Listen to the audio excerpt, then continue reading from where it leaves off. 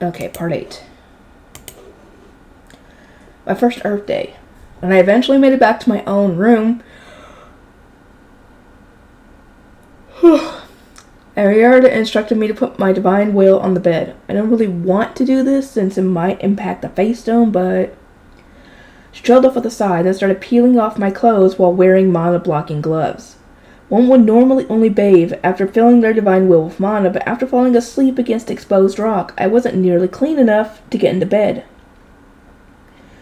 Riarda had said that I wouldn't be able to get into a proper bath, but she was at least able to wipe me down with wet towels. It made me feel a lot better. Drink this and rest well, milady. After preparing one of Ferdinand's special, awful-tasting potions for me, Riarda stepped back and silently waited for me to drink it. I could still move a little thanks to my enhancers, but my head was spinning and the chills were unbearable. There was no denying that I developed an intense fever, but I couldn't help looking between Riarda and the oh-so-terrible potion. I might be sick, but I still don't want to drink that mercilessly nasty thing. As I shrunk back in fear, Riarda somehow managed to give me a judgmental look while still maintaining her smile. It was quite impressive, all things considered. To think you were asleep in the farthest hall in this season. Even a normal child would catch a cold, so if worst came to worst, climbing the towering staircase? Or if worst came to worst, climb the towering stairway. Is it not a miracle you are even alive right now? I'm sorry for worrying you. Riarda had always been the one to panic most over my ill health back at the castle, so it was no surprise that she actually started to worry when I hadn't come back from the cave.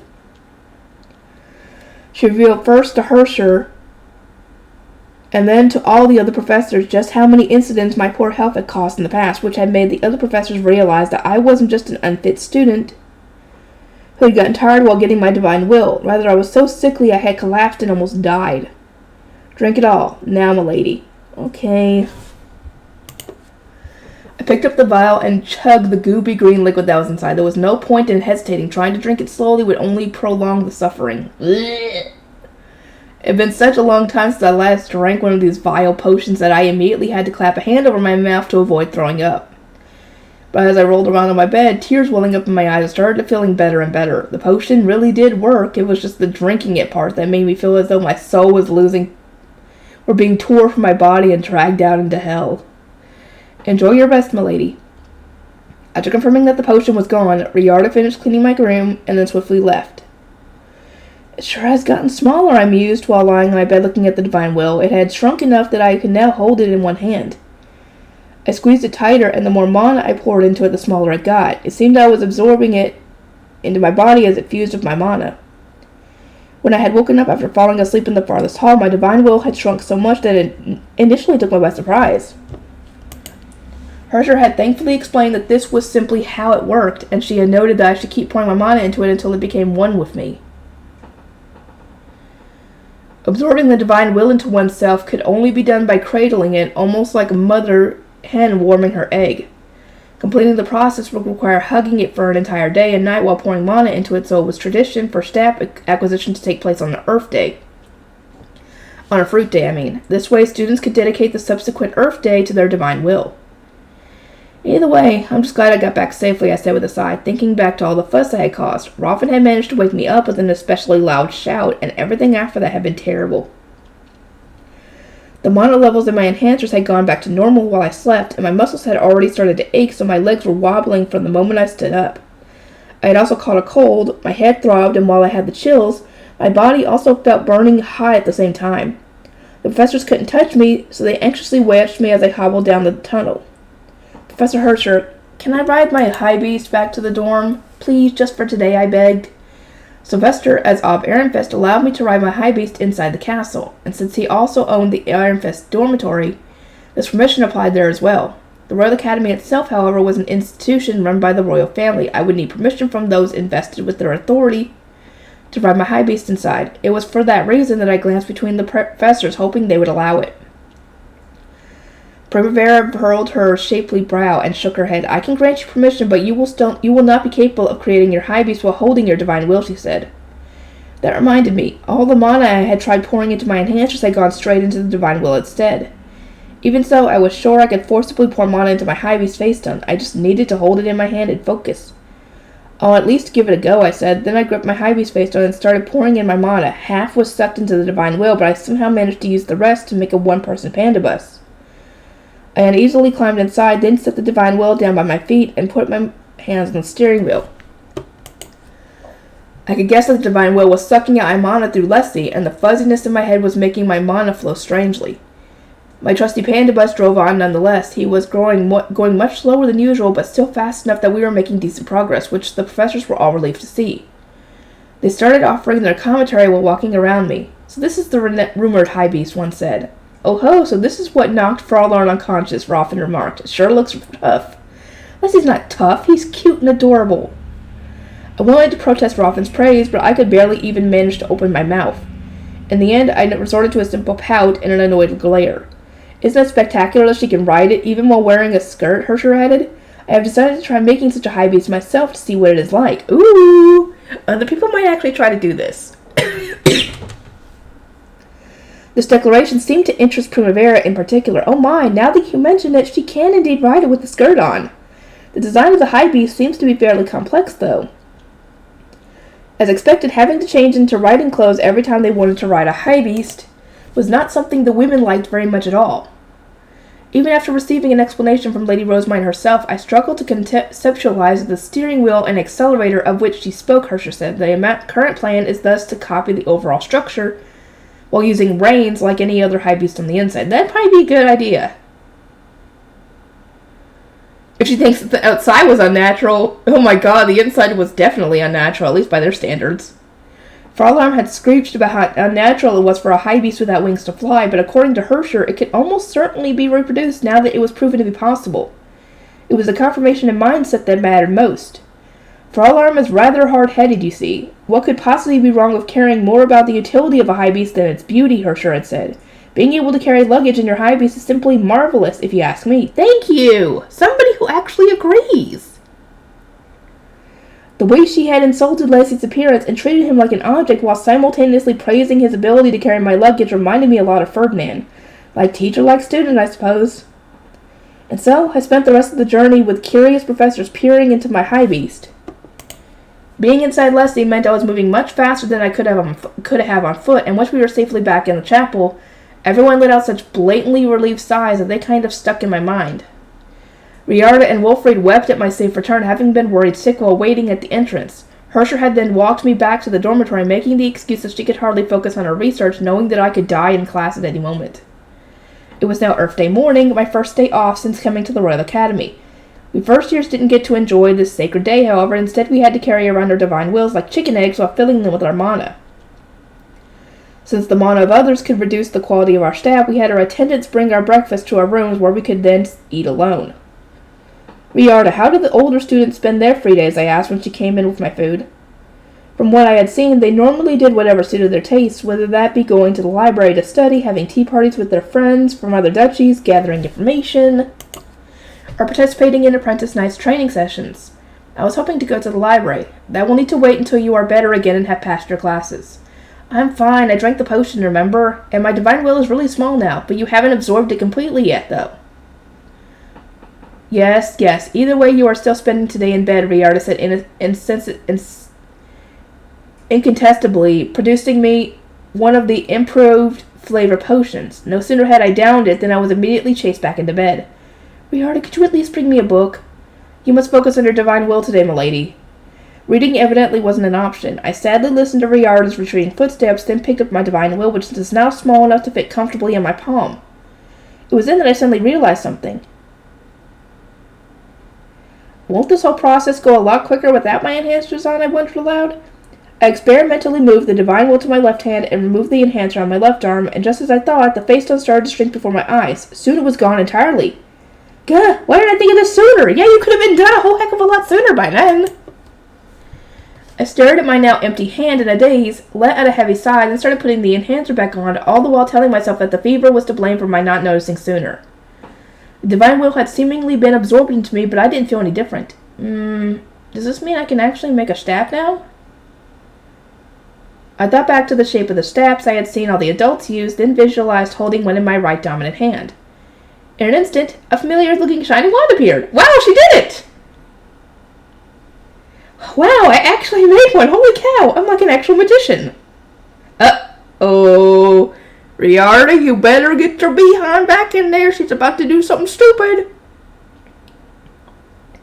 Brimming with excitement, I swung the wand-shaped staff around while lying in bed. I wonder, could I turn it into another shape? Like a mage's staff, maybe? I decided that a long and bumpy staff was ideal, like flew trains from the temple, so that was what I visualized as I started to make my staff. Ah, it worked! I tried swinging the staff around like a wand, and that was when it hit me. Using such a big staff was really inconvenient. The wand-shaped staff I saw most often was the perfect length to tap a face stone, pour mana into it, and create an ordinance. Doing this with a staff would no doubt be much harder. I guess staffs are so short for a reason. I spent some time playing around with my staff, turning it into swords, hammers, and even books and pens, but these designs were all pretty unwieldy. In the end, I decided I needed a clear image of my head to change the staff's shape or add decoration, which meant each incarnation was slightly different. It always disappeared when I kept it out for too long.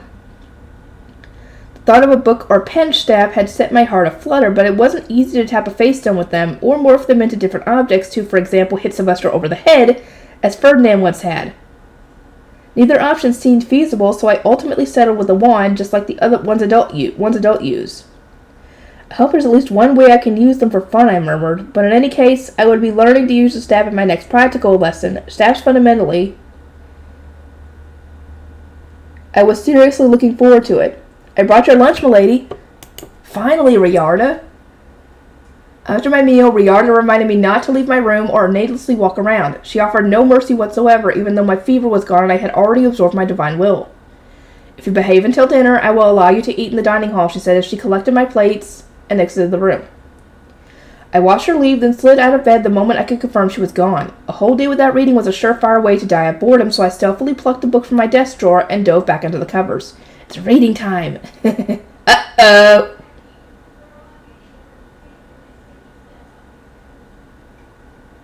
Not long after I started to read, Riarda returned, having finished putting away the dishes. She should have just kept the book under the covers until she knew Riarda wasn't going to come back. That's what she should have done. Her eyebrows shot up in anger the moment she saw me holding a book. Milady, I told you to rest today. But I am. This is my way of resting. Good gracious, when it comes to books, you simply never learn. You're just as stubborn as Sylvester and Lord Ferdinand. Yep, she is. Riarda huffed while snatching the book away. If you are well enough to read, you are well enough to talk. You don't intend to become Aunt Ehrenfest, do you? I tilted my head in confusion. I was sure someone else had asked me that question just yesterday. Why do you ask? As the formally adopted daughter of the Archduke couple, your claim to the seat of Aunt Ehrenfest is equal to that of the other candidates, Riarda explained. Unlike before, when Lord Wolfrey was decreed to be Lord Sylvester's successor, you could now potentially become the next Archduke yourself, if you so wish. There's no problem with your bloodline either, so Karsta has the blood of the Archduke from 2 generations ago. Oh boy, there are some serious political problems with my bloodline, I assure you. Oh, definitely on that one. The Archduke's seat is best taken by the most powerful candidate, she continued. Men are generally preferred over women, as the term suggests, but you have your status as a Saint of Ehrenfest to overcome that. As such, some of your retainers are working under the assumption that you may become the Archduchess in the future. I would like to confirm your thoughts on the matter before you are led down this path. Ah, Hartman must have said something. It seemed that Hartman had been acting in the shadows over the past few days, working towards some mysterious goal. I could imagine he was trying to further accelerate my saint legend. I have absolutely no interest in becoming the next Ob Ehrenfest. I intend to focus my efforts to managing a book room while supporting whoever takes the position. That is very much like you, Riarda said with a chuckle, relaxing her shoulders. As you have no intention of becoming the next Ob, milady, I will stop these troublemakers from getting in your way. Huh? Oh, okay. Riarda exited the room with a notably serene expression. She would probably block my retainers from trying to push me toward the Archduke's seat. Once her footsteps had grown distant, I grabbed a book from another hiding spot and snuck back into bed. Hide it! Never mind. Milady, my plan had been to hide my book under my covers before Riarda got back. That's what you should have done in the first place. but I ended up falling asleep partway through reading it, so she caught me in the act. Whoops, whoops. Still, I managed to get plenty of rest and woke up feeling completely refreshed. Because, hello, books can put you to sleep if you're tired enough. We yard to change my clothes, grumbling that my secret reading time would have been better spent socializing in the dining hall. Then together we exited my room. My 2-year slumber meant I was woefully lacking in social connections, while my own duchy, to say nothing of within other duchies, within my own duchy. To say nothing of within other duchies, I had bonded somewhat with the first years through the trials and tribulations we had faced passing all our written exams on the first day, but the older students were still pretty much strangers to me. In all honesty, I had barely even spoken of my own retainers. I climbed into Leslie, my muscles still aching all over, then started making my way to the common room. Angelica accompanied me, having been guarding my door from the outside.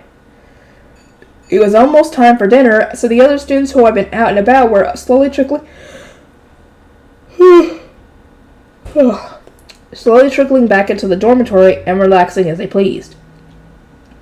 What did you do today, Angelica? I asked. This morning, Cornelius, Lenore, and Traga invited me to practice dinner. Judith wanted to join us, but she had guard duty, so she wasn't able to take part this time. We would soon reach the second floor, where Traga was waiting for me. We met up, then continued going down the stairs. Dinner is a kind of sport, right? How do you play? I asked. Eckert had mentioned it a very long time ago, but he had only described it as a game that apprentice knights often played at the Royal Academy. You hunt Fabies, Angelica replied, giving me the briefest possible answer. Angelica, that really doesn't explain things, Traga said with a grimace, then turned to me to elaborate. There are many different kinds of dinner. Participants compete by comparing things like the strength and speed of the hunted Fabies, as well as the total number caught. The victory conditions depend on the type of dinner. The largest scale form of dinner was apparently something called treasure-stealing dinner. Each duchy would have its own groups of apprentice knights, and the groups would form bases near their respective dormitory buildings. The aim was for each duchy to hunt and capture a Fabies, which then served as a treasure to be guarded from the other duchies. It was crucial to weaken the Fabies first, but not so much that it turned into a Faystone. Each duchy would protect its captured Fabies from the opposing duchies and attempt to take Fabies from other duchies while avoiding enemy attacks. Incidentally, it was totally okay to turn opponents' Fabies into Faystones to make stealing them easier. In the past, treasure-stealing dinner was the heart of the inter-duchy tournament, but the overall population has dropped so low that playing is hardly feasible anymore. Traga continued, it's currently more popular to play the kind of dinner during which teams race to hunt training Fabies created by the professors. I see. In that case, I look forward to the inter-duchy tournament, I said. I shall train hard to honor your name, Lady Rosemine. It was hard to imagine exactly what the inter-duchy tournament was going to be like, but I was excited for it nonetheless. I still hadn't seen Angelica and Cornelius fight in their newly powered-up forms. With Angelica and Cornelius on our side this year, I think we might do well, Traga noted, though despite his words, his voice was dark and he looked notably frustrated. You do not seem very happy about the prospect of us doing well. To speak honestly, I'm very jealous. I hope to learn your compression method next year and increase my own mana capacity before I participate again. When we arrived at the common room, a bunch of girls, Lysletta and Brunhilde included, were gathered in a circle. They seemed to be writing something. What are you all doing? I asked, causing them to let out startled shrieks and hurriedly hide the sheet of paper behind them. I tilted my head. Is there something you don't want me to see? Brunhilde shook her head at once, wearing a troubled smile. No, Lady Rosemary, we just feel a bit uncomfortable having gotten so festive without you. There's not much more to it than that. Yeah, right. Lysletta bobbed her head in agreement, so did the other girls. Schwartz and Weiss are simply too adorable. We began discussing what fashion of clothing you might prepare for them.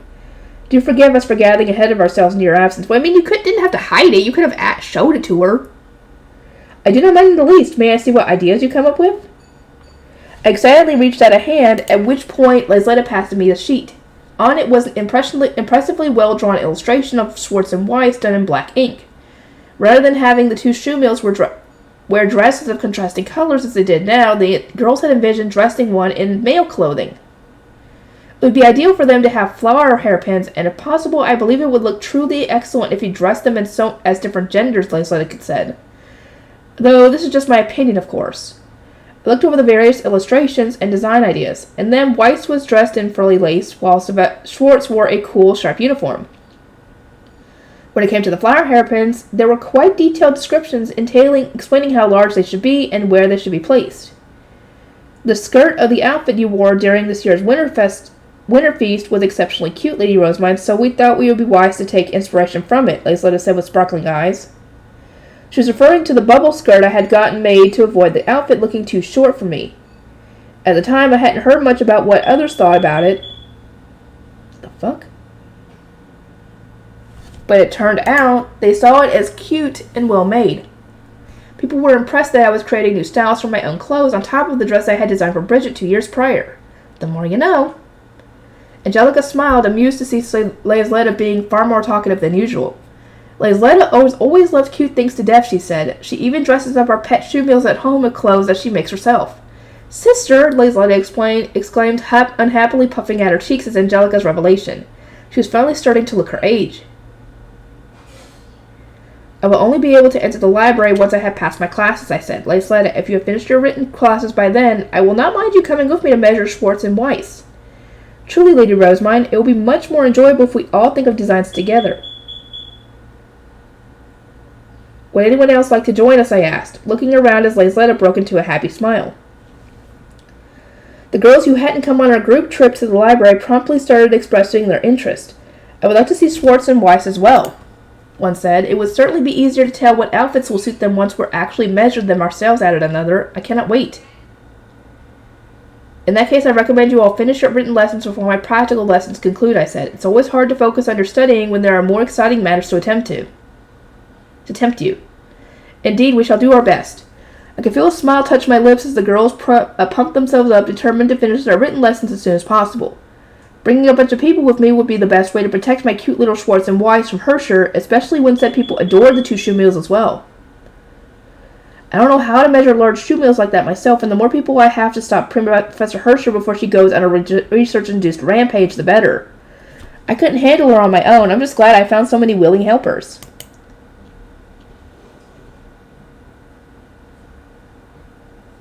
Pearl. There were a few first years who didn't show up for breakfast, but by lunch we were all gathered together. It seemed that everyone had safely absorbed their divine wills into themselves. I was starting to worry I wouldn't be done in time for lunch, Wilfried said with a bright grin as we headed with our retainers to the small hall for dedication world practice. All Archduke candidates had dedication world practice, while apprentice Archknights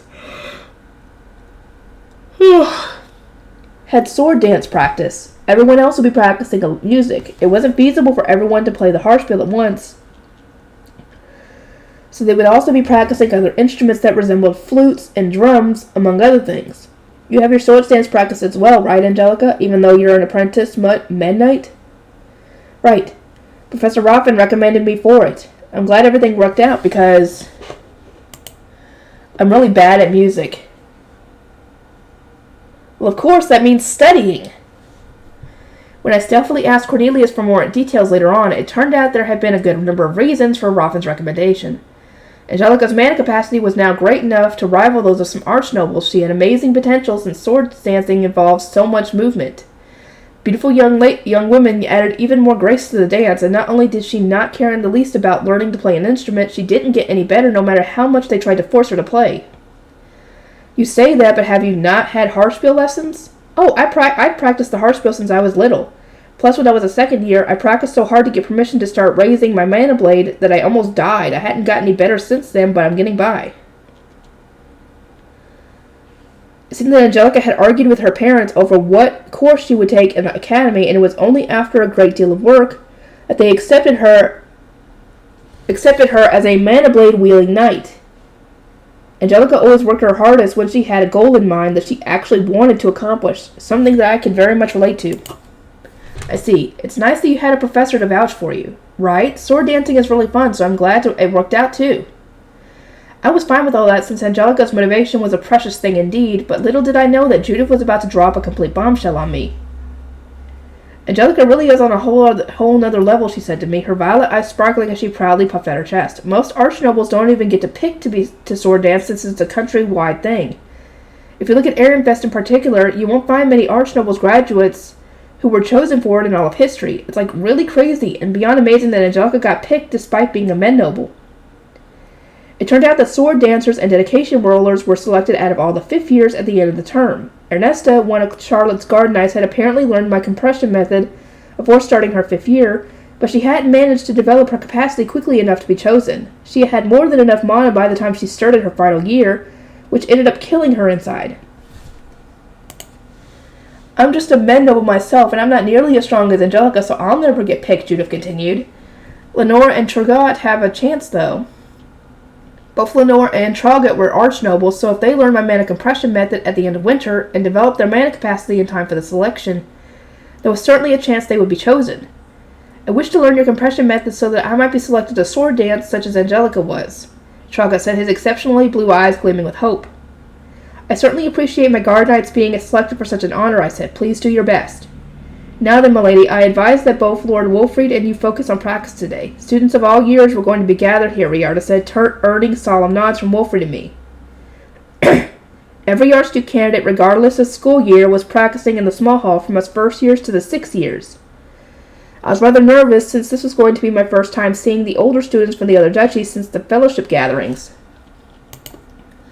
First years, please watch the older students carefully. You are to spend the first half of class learning by example, the professor announced. You shall whirl yourselves during the second half, which is your opportunity to show us all just how skilled you are.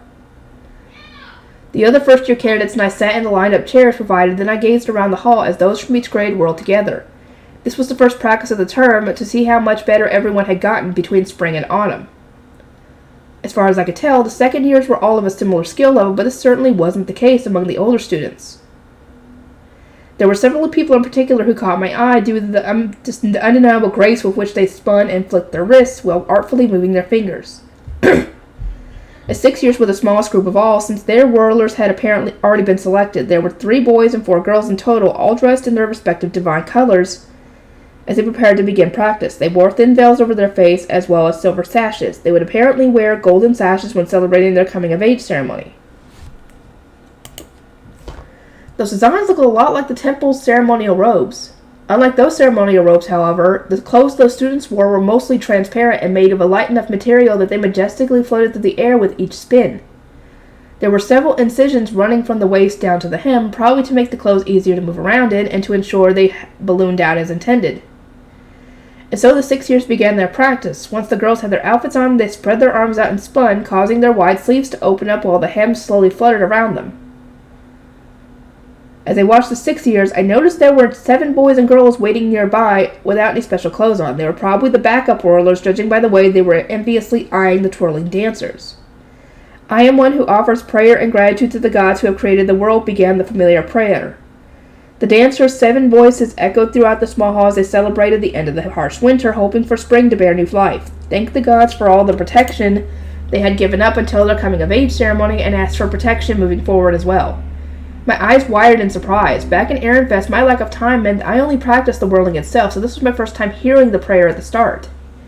It was unusual watching a prayer from the Bible being spoken by nobles rather than by priests, especially considering that nobles often look down on the temple. It seemed that the religious leaders of the past had once been equivalent to royalty, but the temple's reputation must have plummeted at some point across its long history. Praise be to the gods, they declared, raising their arms and their left leg before beginning the dedication whirl. My whirl instructor back in Ehrenfest had said it was hard to maintain one's balance in such a pose, but I was used to balancing on one leg from all the praying I had to do, so my focus had simply been on learning the choreography. It hadn't occurred to me at the time, but now that I was seeing how an actual dedication whirl was performed, I was even more convinced that the temple of the past had been a lot stronger than it was now.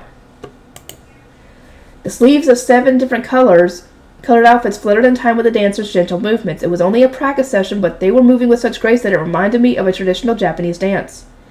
Anyway, I see that Prince Anastasius was selected to pray to the god of darkness. I assume the duchy's rankings play a considerable part in who's chosen for that role.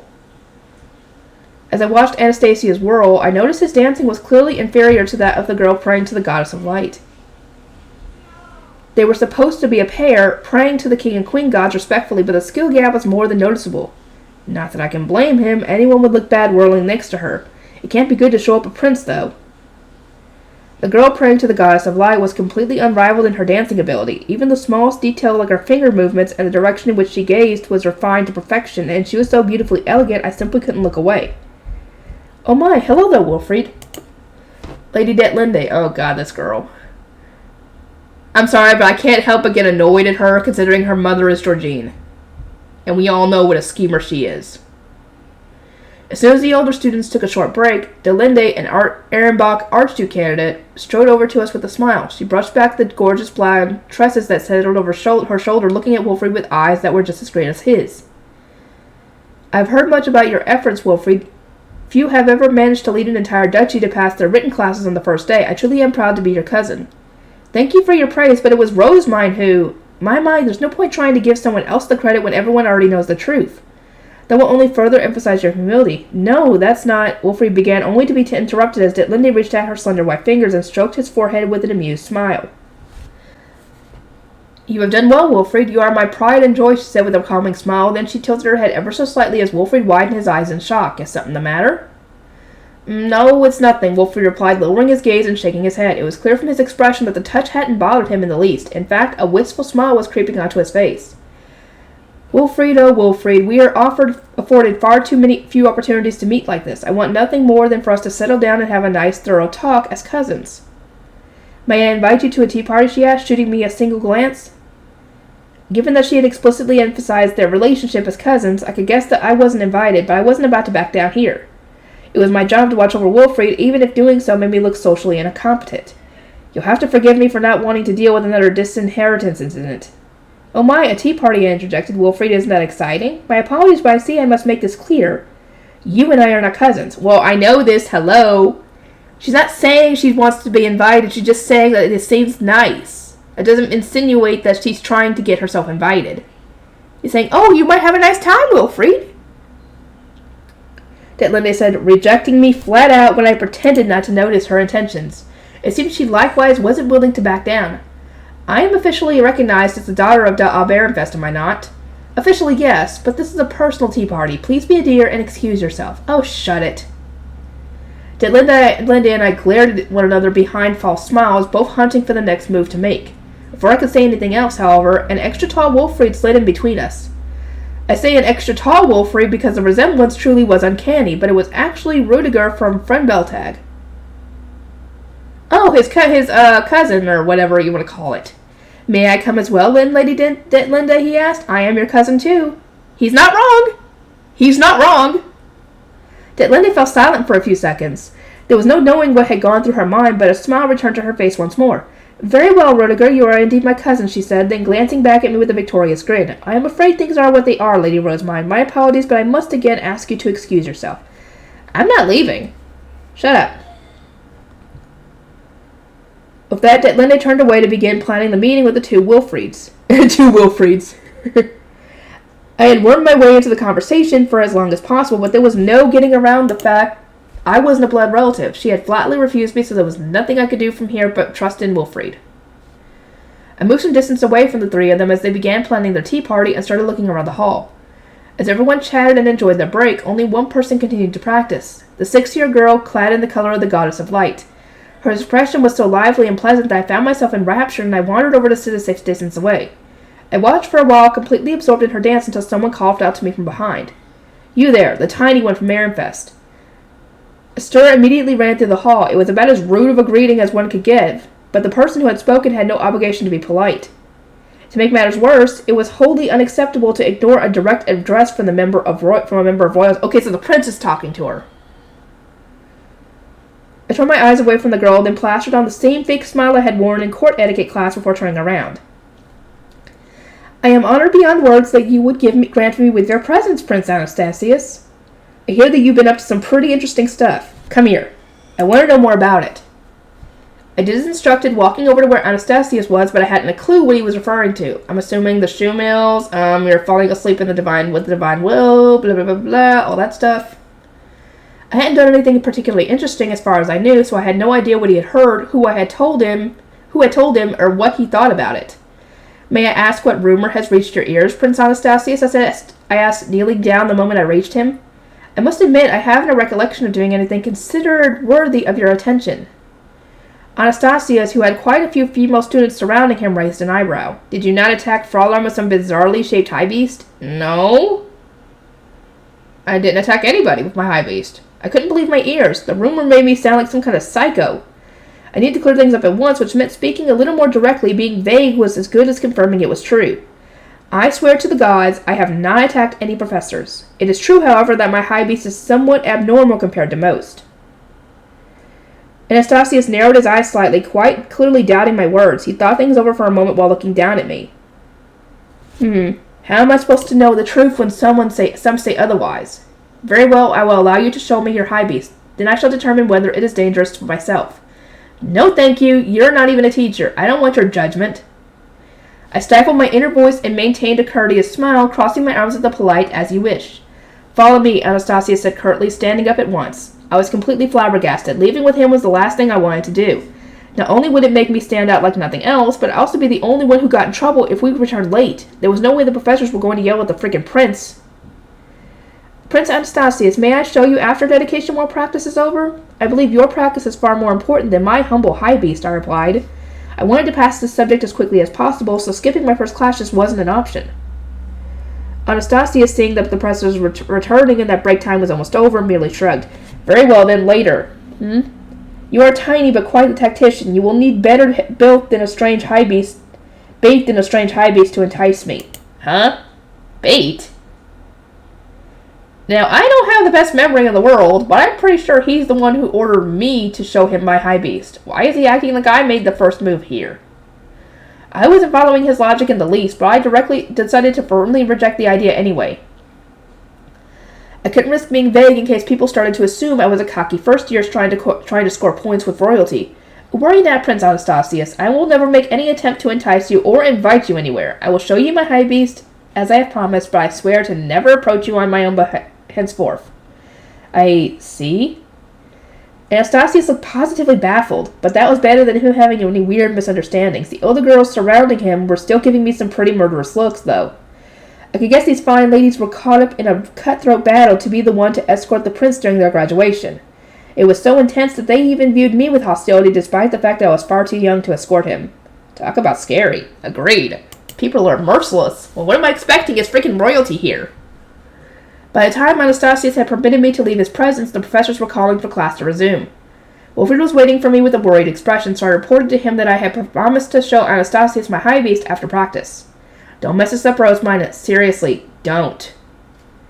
Wilfred was looking far more sick and nervous than I was. I attempted to reassure him with a nod, at which point the second half of class began. Now then, everyone, it is time to show us how much you have practiced, one of the professors said. The priority was teaching the 6 years, so the rest of us were to practice with the others in our duchy. We first years simply needed to prove that we were above the passing line, then we would be done. The teachers just wanted to see how much work we had put in before we became second years. I'm going to pass this class today no matter what. Everyone lined up and started to whirl just as they had learned in their respective duchies. I thought back to the girl who had been practicing as the goddess of light, praying to the goddess of light, and spun more gracefully than I ever had before, trying to match the delicacy with which she had moved as best I could. The library is waiting for me. The library. Oh, the library. Uh-oh. I was worried for a second. Pouring my heart and soul into the dedication whirl paid off as I ultimately managed to pass. The professor had given me a smile and praised my efforts as very, very good. Now, I wouldn't need to practice dedication whirling this year, and this seemed to be the case for all the other first years as well. You are free to come and watch during class hours to learn more. Just watching the older students whirl can be quite an enlightening experience, the professor said, but the library was much higher up on my priority list. I didn't plan to waste any of my time here. All that remain now are my high beast and stab classes. I'm almost there. Yes, yes, yes. I had already struck an illicit deal with Hersher to secure a passing grade at high beast creation, and I doubted I would have any trouble using my stab properly, considering how much progress I had made with it while messing around on Earth Day. Just a tiny bit longer before I can go to the library. I was so excited about passing whirling class that I unconsciously headed for the door to return to the dormitory. Thankfully, I only got a few steps before seeing a sick-looking Wolfrey grab the back of my shirt, and angrily whispered in my ear, "Rosamine, are you forgetting your promise to Prince Anastasius?" "Oh, so I am." "Are you for real?" Wolfrey murmured, cradling his head. "He told me to wait outside the door into the small hall with Riarda, then swiftly exited. He hadn't received an invitation from the prince, so he wasn't able to stay with me." Whew, that was close. Breaking out in a cold sweat, I waited outside the door for Anastasius. He finally came out with a bunch of girls surrounding him, looked my way with a smirk, then scoffed. What? This is where you were waiting? Sorry, but something more pressing came up. I don't have the time to spare for you." "Prince Anastasius will be coming with us." "Apologies," the girl said with a boastful giggle. I could feel the class hostility, clear hostility radiating from them, and since I didn't really want to get wrapped up in the battle for the prince's affection, I moved aside for them at once. There was absolutely no need to apologize. It is well within my knowledge that members of royalty are quite busy. Now, Riarda, shall we return to the dormitory? I asked, turning to my adult attendant, who had looked a little more stone-faced than usual. She was probably mad about how rude Anastasius was being to me. I would like to continue reading the book I started this morning. Riarda nodded, then briskly started walking off. I stayed close behind, but I dared not look back in fear of making eye contact with the scary girls. I never saw the expression on Anastasius' face. I'm guessing he was curious, maybe. Okay. 43 minutes. I think I'll end this off here, and I'll see y'all next time.